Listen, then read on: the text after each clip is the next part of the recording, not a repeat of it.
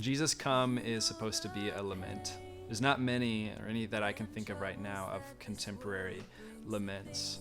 But laments are something that we do see throughout the Psalms. There was language that was given to suffering. There was a way of expressing it. The people of God had songs that they would sing together to cry out to God. And we see that individuals are writing songs of lament as well.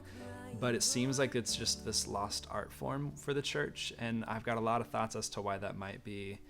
But one of the things that I was challenged with when I was in seminary, and I would talk to my professors about wanting to be a worship leader, one in particular, Walt Russell, said, if you're going to be a worship leader and you're going to be a songwriter, please write songs of lament so that the church has a way of expressing what's going on in their heart and what's going on in the world, especially when they're suffering.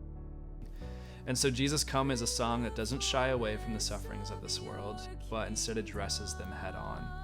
And one of the reasons why is because we don't see Jesus shying away from the sufferings of this world. Literally, he takes the suffering of the world on himself on the cross. But in addition to that, we see him entering into people's mourning. In the story of Lazarus, when he goes to Mary and Martha's home and he intentionally waits for Lazarus to die before actually showing up, he still weeps. He weeps because death is not the way, it's not the intended way that God had designed creation to live, to be. And Jesus enters into suffering. He enters into the mourning with people. And so for us as the church, for us to be able to sing a corporate lament, we might not be going through something in the moment that feels heavy. We might be going through just great seasons of consolation, tons of joy, marriage, children, new jobs, we're moving, new homes. We hit the lottery, whatever it is. We might be going through a lot of stuff in our life that brings us a lot of consolation. But our brother or our sister sitting next to us in church on a Sunday, they might be going through the greatest period of loss that they've ever gone through. And for us to be able to sing these songs over them and to enter into their suffering with them is so much of what God does with us and for us every single day. For me, this song could be summed up in one verse, and it brought to mind John 16:33, which is, "For in this world you will have troubles, but take heart, for I have overcome the world." And when I was thinking about what this song means to me, I was taken back to a place where I was when I was in college. And I went through this season of deep anxiety and depression. I was in music school, and it got to a point where I couldn't even perform in front of my peers without being overwhelmed with this feeling of fear and insecurity.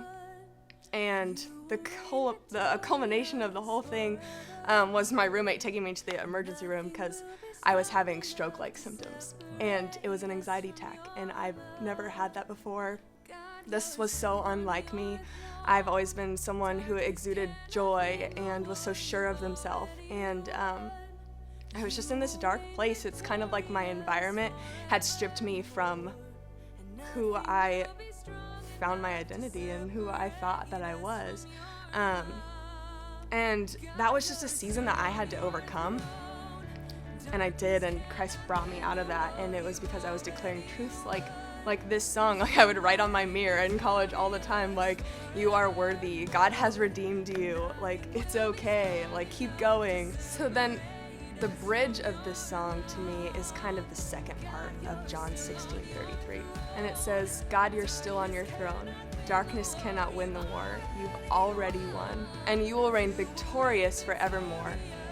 Nothing can separate us from the love of the Father." And that's the hope that is in this lament.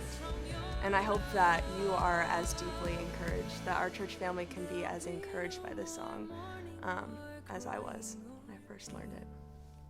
And this song is not an escapist song. It's not about just pluck me up and take me out of this place. This song is about, when we're singing this line, "Come, Lord Jesus, come," it's this longing and this desperation for God to come like he said he's going to restore all things, to make all things new once again.